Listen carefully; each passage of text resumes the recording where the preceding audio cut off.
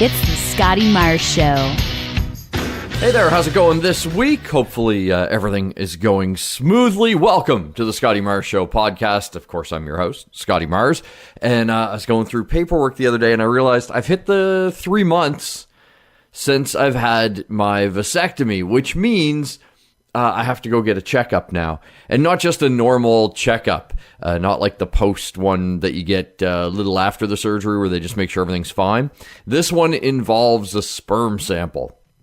And they gave me the cup as soon as I had the vasectomy. So I've had this, medical plastic cup sitting in my closet for a while. And then looking at the paperwork, I'm like, oh, okay, I guess I got to take this and go to a lab. And I'm sure they have some sort of room. And then I go in the room and I take care of business. And then I give them the sample. But that is not the case. Not here where I live. Here, you have to take care of it at home. Put it in the sample cup, and then haul ass to the hospital because they want it pretty much within an hour. They want a super fresh sperm sample just to make sure that the vasectomy worked, that I don't have any more swimmers kicking around down there. But logistically, this is not that easy. They specifically say on the form there are no collection points on the hospital premises. So you have to do this at home, get it in this cup, and then, like I say, haul ass. I probably live a solid 30-minute drive to the collection, to where I got to drop off the sample. Now, if there's any type of traffic delay, if I get caught up in any type of accident or anything like that, construction, it's entirely possible I don't make it there in time. And then I'm going to go to the nurse and go, here you go, here's the cup. And she's going to be like, oh, sorry about that. You got to give us another one. She's going to hand me back another plastic little cup. And then I can do the whole thing over again. And I was thinking about it, like where I live in Nova Scotia, there's not that many hospitals. There are some people that probably live more than an hour outside the city. So if they had to do this, which if you have a vasectomy, you have to do this, how do you do it? Do you drive to within a few minutes of the city, go into a gas station bathroom, rub one out, put it in the cup, and then go to the hospital? Nobody wants to do that. Of all the depraved places in the world that you could jerk off, a gas station bathroom, really low on the list. And if it's high on your list, I don't think you need to worry about the vasectomy. I don't think you're getting anybody pregnant anytime soon. But really weird. So I'm going to have to do that. I'm going to feel weird about the whole process. I'm going to feel weird about collecting a sample in a cup. Then I'm going to feel weird about driving this cup like some sort of twisted delivery man to some poor unsuspecting nurse or receptionist that collects this stuff and then handing it over. That's going to be very weird. Like, here you go. Hopefully this is good, because you want to be proud of it. Like, you want to be like, this is mine. You don't want them to look at it in the cup and be like, it's a little runny. Like, you don't want that. The whole process is going to be bizarre. As much as I was not looking forward to the vasectomy, I actually think I'm not looking forward to this even more. On to the news of the week. Now, we knew this was coming for a while, but we got the official announcement of Woodstock 50, the 50th celebration of the legendary Woodstock concert. And the headliners are pretty decent. You got Jay-Z there, The Killers, Black Keys. Some artists that were part of the original Woodstock are coming back, like Dead & Company. I mean, they were there as the Grateful Dead, but Santana will be back. John Fogerty's going to be back. It's a really eclectic lineup. And I was looking through it and I was like, yeah, it's pretty decent. It covers a ton of different musical genres, but I was kind of sitting there going, there's no just balls out headlining rock band. Like, where are the Foo Fighters on this bill? And I think they would be the go-to. And maybe they asked them and they turned them down. I don't know. But to me, that was like a glaring omission, that there was just no big balls out rock band, AC/DC, something like that. to be part of Woodstock 50. But I think it's cool that they got some of the original bands back, like Dead and Company, Santana. John Fogerty will be there. He said, talking about Woodstock 50, Fogerty said, "The mood in the country is different, but similar in many respects. I'm very glad that I'll be able to play 50 years later." He said, "I'm going to be playing most of the same songs I played then." No offense to John Fogerty. I've seen him in concert. I love him. I love CCR. He's been playing most of the same songs for the last 50 years. They're great songs. I don't blame him, but it's no shock that they're going to be part of his set list. And Robert Plant is on the bill this time. He's performing with the sensational Space Shifters.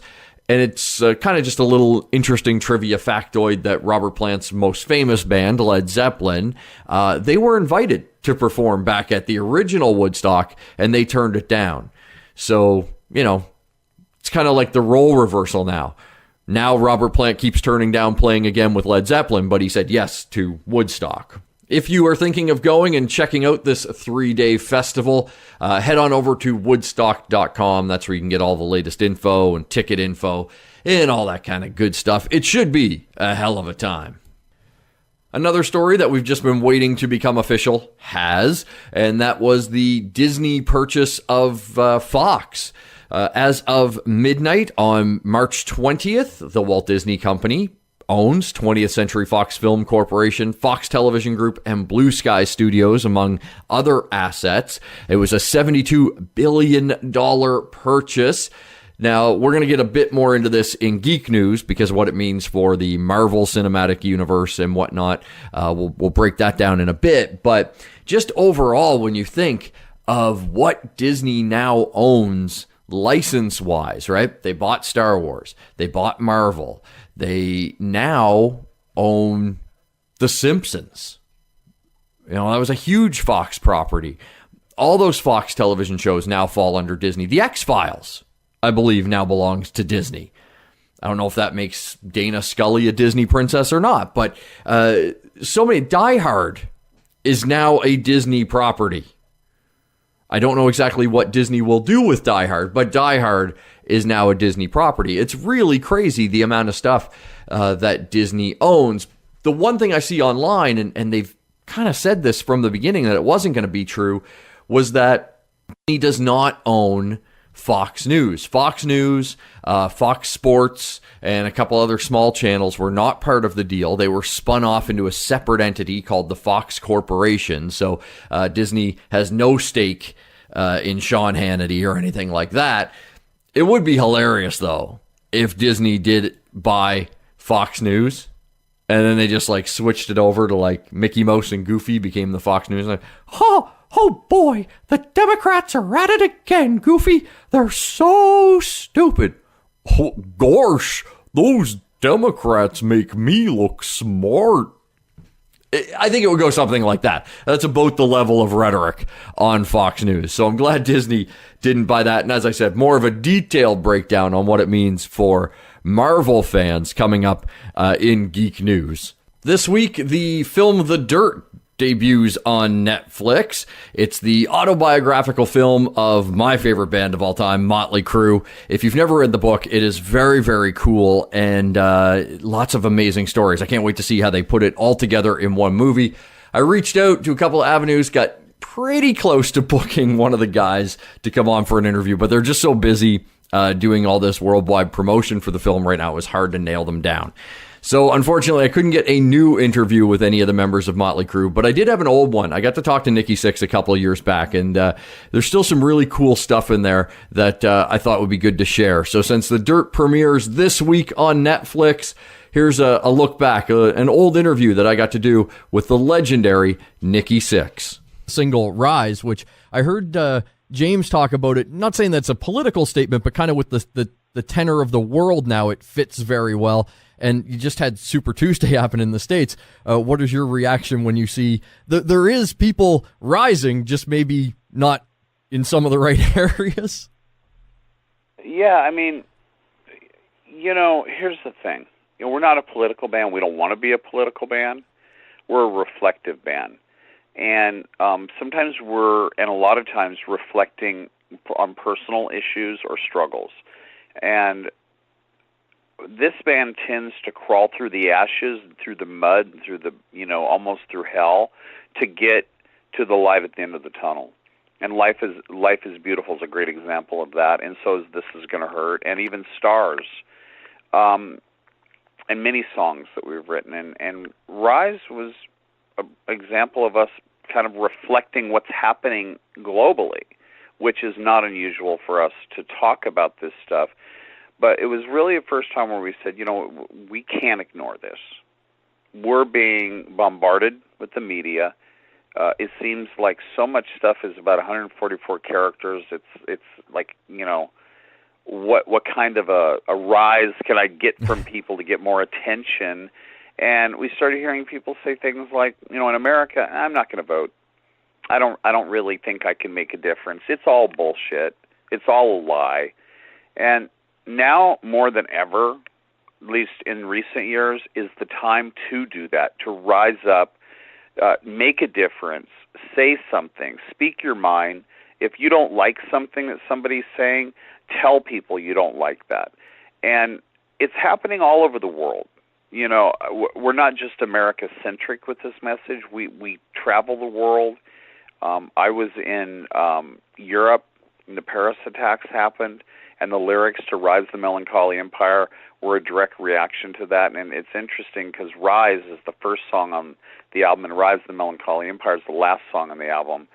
And it could be, thought of, well, maybe they're a little political. It's probably the most brutal time that I can remember in a long time.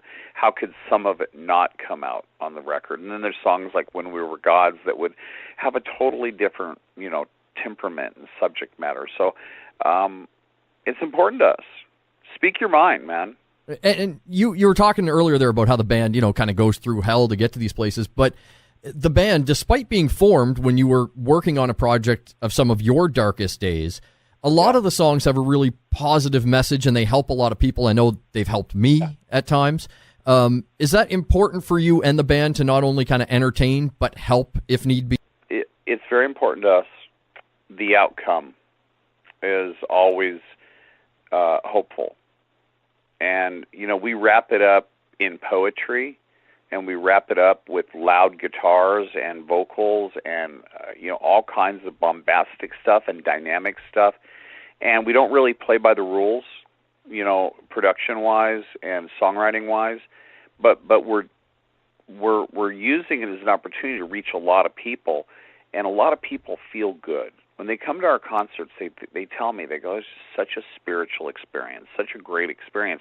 But yet they're coming to see a real hard rock band. So it feels like we're a little bit doing something fresh in that sense. Yeah, I would say, and I totally agree with that spiritual. I saw you guys in Worcester in April, and it was a great show, and I left there feeling really good.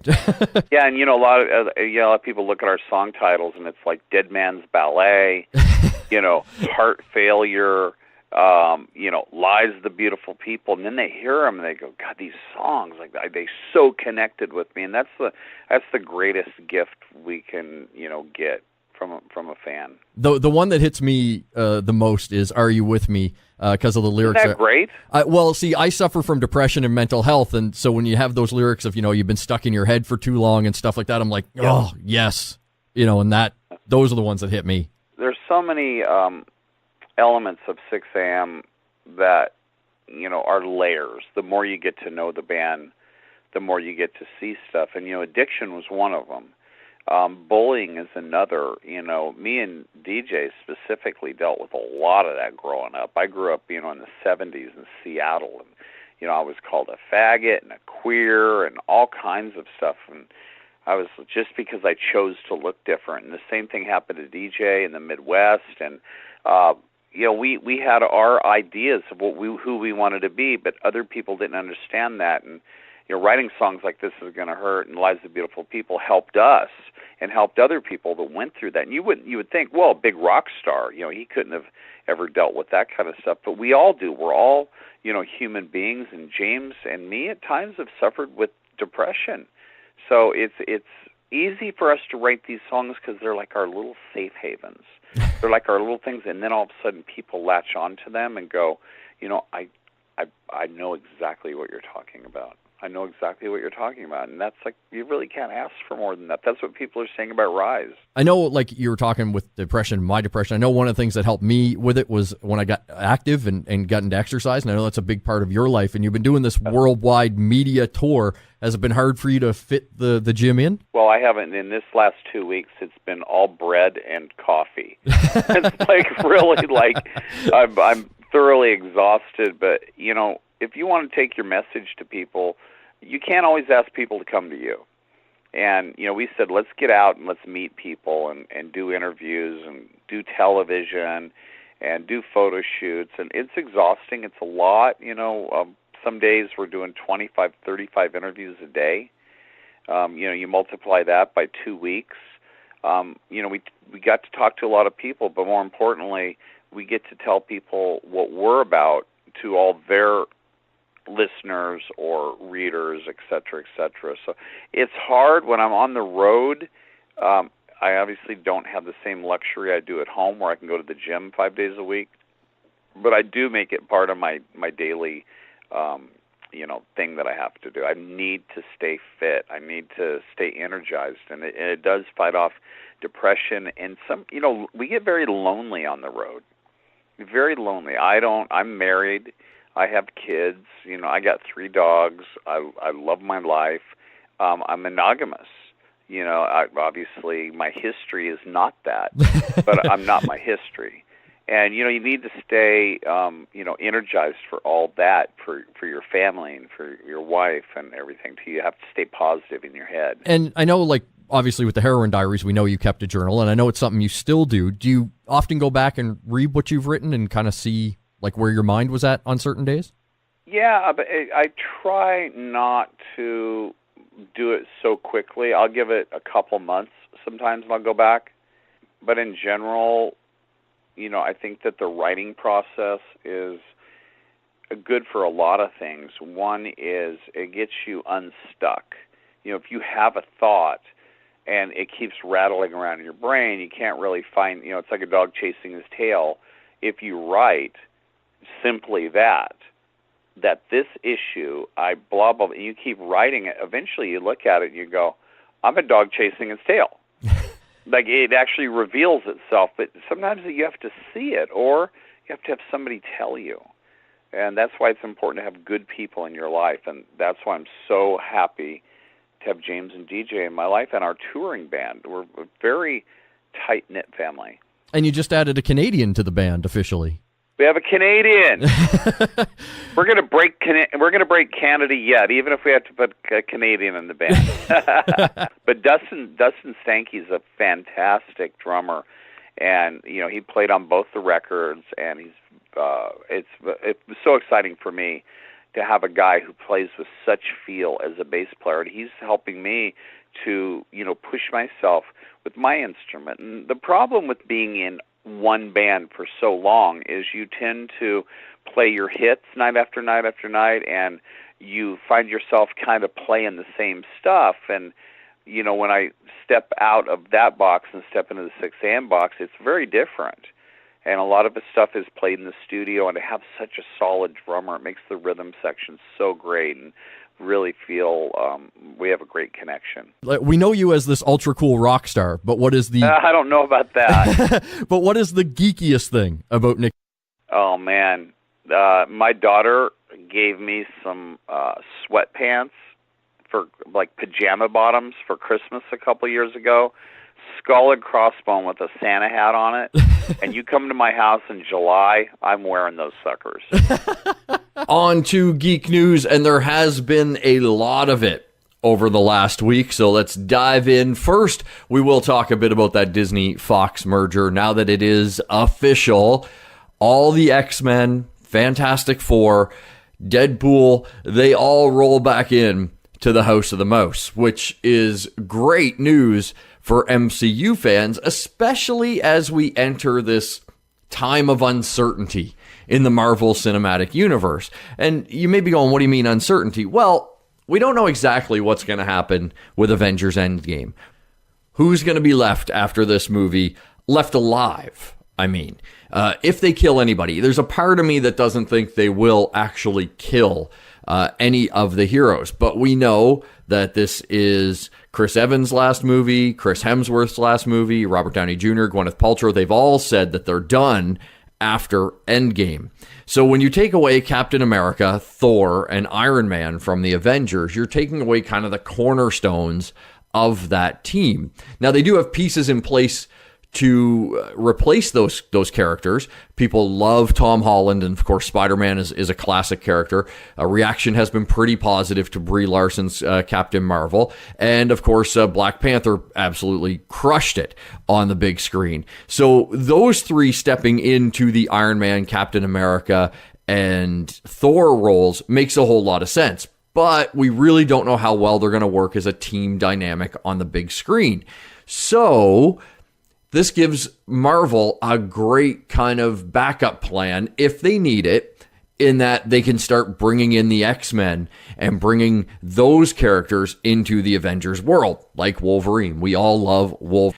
The question becomes, who do you get as Wolverine? I don't know if Hugh Jackman could be coerced back into the role, but if not, they'd have to recast him, and that's could be dangerous because people love Hugh Jackman's portrayal. So whoever takes that role has some really big shoes to fill, and that could backfire on them. But it does give them a bevy of tried and true characters to add to the Marvel Cinematic Universe going forward. And I think that's probably very comforting for them. I think their biggest task is going to be doing a good Fantastic Four movie, because we really haven't had one yet. If anybody can do it, it's Disney and Marvel. But I would like to see that become almost priority number one. Give me a good Fantastic Four movie, please. Please. Maybe a little Silver Surfer in there as well.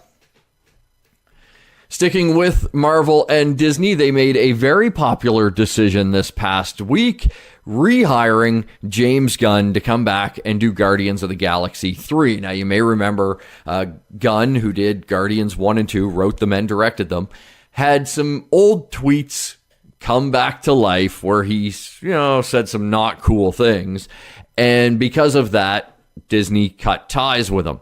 Many people were upset, including a lot of the stars of Guardians of the Galaxy, Dave Bautista being the most vocal, pretty much saying he had no interest in doing Guardians 3 unless James Gunn was directing it. Because at one point there was even talk that they were going to scrap James Gunn's script, which would have made no sense considering this guy wrote the first two. But it appears cooler heads prevailed, and they've kind of realized, you know what, sometimes you tweet things out, you're younger, you're dumber. He's kind of growing from it. They never had any problems working with him, so they have brought him back into the fold. Now, if you were following the story, you would know DC hired Gunn in that in-between time to handle a new Suicide Squad film. Nothing changes there. Gunn has said he is finishing the Suicide Squad movie. It hasn't even started filming yet, but he wrote a script. They're in the phases of just tightening that script up. Then they're going to cast. Then they're going to shoot. And he will not be doing Guardians of the Galaxy 3 until he has completed work on the Suicide Squad movie. So it looks like James Gunn will be a guy that will have his hands in both pies, the DC universe and the Marvel universe. Unless Marvel decides to cut him after Guardians 3, which I can't imagine, and unless the Suicide Squad movie totally tanks, which I don't think it will, based on Gunn's track record, I think both of these companies are going to want to keep this guy employed for a long, long time. So right now, everything's coming up James Gunn, because he's going to be working on two of the biggest film franchises on the planet, probably one right after the other, for as long as he wants to. It's not a bad position to be in. Sticking with the DCEU for a second, Shazam is right around the corner. Word of mouth on the film is fantastic, so it looks like we're going to get a sequel. And I know they have tied up the cast with contracts for multiple movies, but now the director and producer have come out and said that they will be back for the sequel. During an interview promoting Shazam, someone asked if they would be back for the second one, and the director David F. Sandberg and producer Peter Safran both said that they plan on coming back for Shazam 2. Now, they also kind of added that that movie's going to be a little bit away because it looks like the plan between this Shazam movie and the upcoming sequel is to give us that Black Adam movie starring The Rock, basically giving Shazam's biggest villain his own film, which, if you know anything about the character, he deserves. He's a very rich character, not a paint-by-numbers villain by any stretch of the imagination. So it looks like they're doing a really good job in building kind of the world of Shazam inside the world of the DC film universe, because Shazam as a character takes place in a world where we know about Superman and Batman and all these other heroes, and they make a lot of reference to them. So this is kind of a world within a world, and it looks like it's working really, really well. If Shazam is as good as the word of mouth is, I do want to see him cross paths with some of the other DC film heroes. Like, I'd love to see this take on Shazam cross paths with the current Aquaman or, Wonder Woman. Maybe if they bring Henry Cavill back as Superman, that would be fantastic. I think it would be very, very cool to see on screen, but I like the way they're approaching building the world of Shazam and the Marvel family. It seems like it's the right thing to do, and a Shazam Black Adam movie, if that's the way they go for the sequel, would be fantastic. Now, I know the movie opens April 5th, the first Shazam flick. However, they are doing advanced screenings on Saturday, the 23rd of March, in the US and in Canada. Tickets are on sale now. I've nabbed mine, so I will be seeing it on Saturday, March 23rd. Keep your eyes and ears open. I think I'm going to do a video review for Shazam after I see it. So we'll give you my thoughts on Shazam right after it's done. Switching to Star Wars, we still really don't know anything about Episode 9, and that is a pain in the ass. However, we do know that the Game of Thrones showrunners, David Benioff and D.B. Weiss, they, of course, you may remember, were contracted to do some films in the Star Wars universe, and it looks like those films are going to be right around the corner. Word is that the duo will start shooting the first of their Star Wars movies by about fall of this year, and that the early rumors were true, or at least hopes seem to be true, that these guys are going to be making movies set in the Old Republic, which would be amazing. First off, they already have that kind of experience with Game of Thrones, right? Old Republic, Game of Thrones, they lend themselves pretty close to one another. I mean, the Old Republic predates the Clone Wars by around 1,000 years, so it's also uncharted territory outside of a few novels and a couple of amazing video games. But for most people, they don't have any expectation of this world. It's going to be all new characters, all new storylines. Really can't wait for this. If you've never played the Knights of the Old Republic video game series, if you can find it and go play it, if you're a Star Wars fan, even if you're not, they are brilliant, brilliant games. And there is so much lore to be mined from the Old Republic that they could make amazing, amazing movies. As a Star Wars fan, I can't wait to see Revan on the big screen, Darth Malak, Darth Sion, so many great characters, Mitra Surik, so many cool characters that popped up in the Old Republic that it's going to be a Star Wars fan's dream come true to see them on the big screen. That'll do it for this week's show. Thanks for checking us out. Don't forget, if you're subscribed on iTunes, give us a rating and a review. It really helps us kind of move up the charts there, and then more people can find the show. Of course, we're also on Spotify, Podbean, wherever you get your favorite podcast. You can also catch us Thursday mornings on blasttheradio.com. Hit me up on our socials if you have any questions, comments, feedbacks there. It's at The Scotty Mars Show on Instagram, The Scotty Mars Show on Facebook, at Scotty Mars on Twitter. Until we talk again, have a great week.